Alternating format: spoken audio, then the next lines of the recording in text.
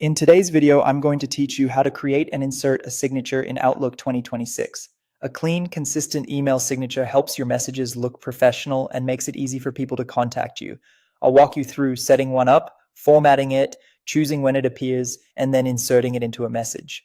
First, open Outlook. Once you're in your inbox, look for the settings gear icon, usually in the upper right. Click it to open the settings panel. From there, go to the account area within settings. This is where Outlook groups options related to your identity, connected accounts, and signature management. Inside account settings, select signatures.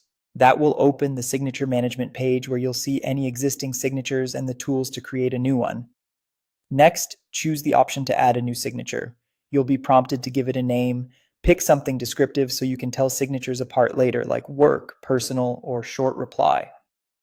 In the editor, type the content of your signature. A simple, effective structure is your name, role or department, company, and primary contact details. Keep it concise and scannable so it doesn't overwhelm the end of your emails. Use the formatting toolbar to fine-tune the look. You can adjust fonts and sizes sparingly to maintain readability, add hyperlinks to your website or social profiles, and insert an image such as a small optimized logo. If you add images, keep them lightweight to reduce the chance of them being blocked or slowing down messages. Make sure links use standard web addresses and that text remains clear in both light and dark modes for accessibility. Under Select Default Signatures, choose when this signature should appear. You can set it for new messages, for replies and forwards, or both. If you have multiple mail accounts in Outlook, confirm you've selected the correct account for these defaults.